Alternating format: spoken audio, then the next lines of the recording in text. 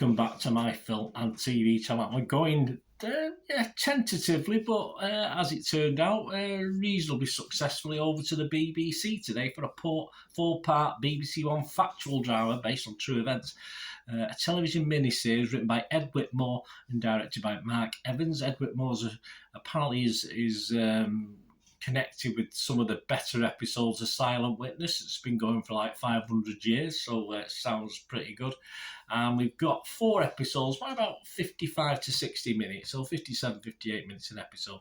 And it's called Steeltown Murders. Please, if you are new to the channel, push that subscribe button, push the bell notifications. It's great to have you on board. Spread the word, everything film and TV, of course, reviews, information, blogs, lots of different things. And if you are pressing buttons, you can press that little like button, that thumbs up button.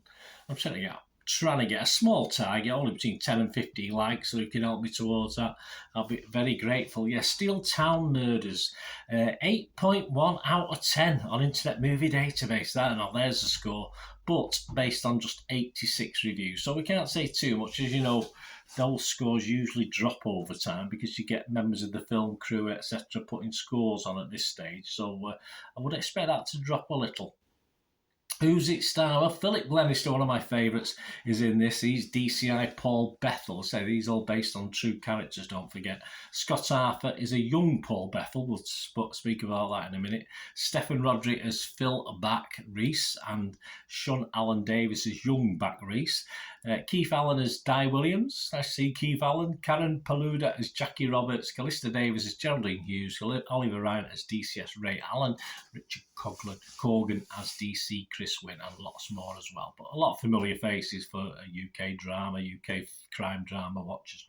It started on BBC One. It is showing weekly on 15th of May 2023, but I'm recording this on the 17th of May 2023 because I binge watched it on BBC iPlayer. You know, I like to cheat and watch it all in one go, and I watched it over the course of an evening.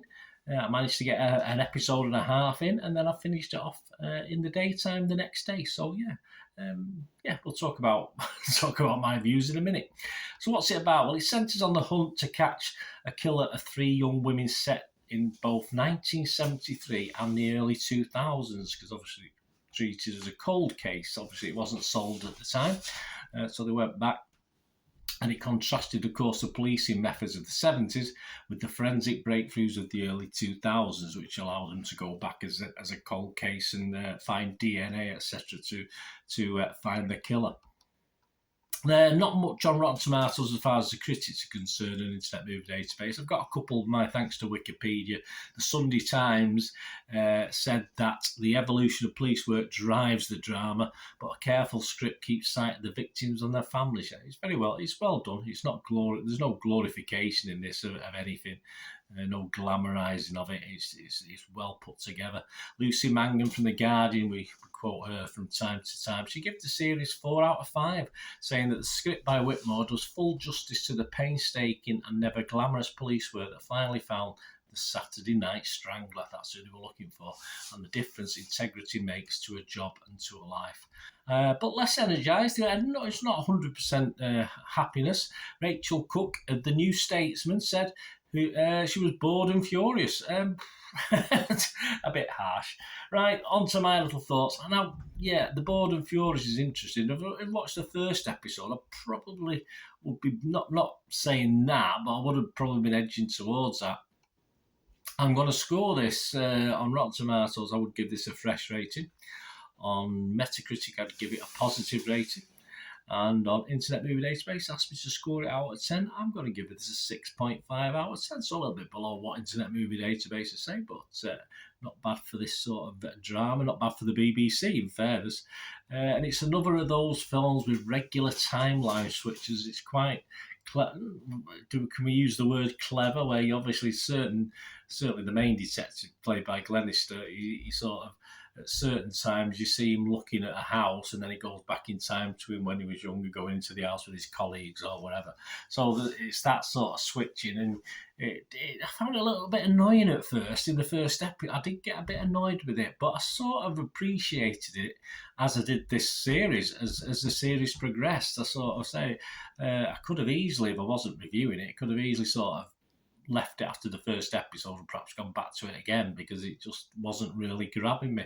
But this is what sort of happened, as well as the timeline shifts annoying me a little bit. I grew to appreciate them. I grew to like them as the episode went by. But episode 1 and 2 were reasonably heavy going. There was a lot of groundwork, of course. There wasn't much character building in those first, say, 1.5, 2 episodes. But once it got through that and it concentrated, you knew what was going on. You knew who'd been highlighted as the potential perpetrators, etc., etc. Once it concentrated more on the characters, episodes 3 and 4, and you got to the crux and the result of the case, it became far more watchable. And as I said, the time shifts very good, and they sort of grew on me. There's no, as I said, no glamorization of events. Not a bad effort. And I think what was even more interesting, I think, was the look. If you think of Glenister, of course, he was famous for Life on Mars, etc., which was set in the 70s.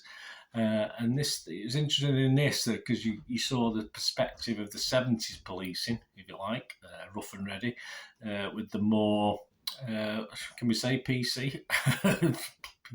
Appropriate, with the thousands. So you got the 70s police with the 2000s police, and the comparison with the two, and certain characters, obviously the young and old, were involved. So it was a good sort of juxtaposition, or a good way of watching it. It became very interesting to me anyway, watching it, entertaining as well, which is what's something to be entertained as well. So yes, it did. So there you go. I liked it. As I say, I wasn't in love with it because, as I say, it's a bit of a slog at the start. But yeah, I think it's well worth a 6.5 out of 10. It's actually available to buy on DVD and Blu-ray on the 19th of June 2023. So that'll set you back $13.99 and $16.99 if you still buy your old DVDs and Blu-rays. There you go, guys. Let me know what you think if you get to watch this. Say 4 episodes. You can binge watch it on iPlayer. So you can wait and watch it weekly. Yeah, whichever. I'm not gonna say one's better than the other. So just give it a chance. So don't get too disappointed if you struggle a bit with episode 1. It does get better. Let me know what you think. Thanks for watching. Till we meet again. That's one thing. Don't have, please stay safe, everyone. Bye for now.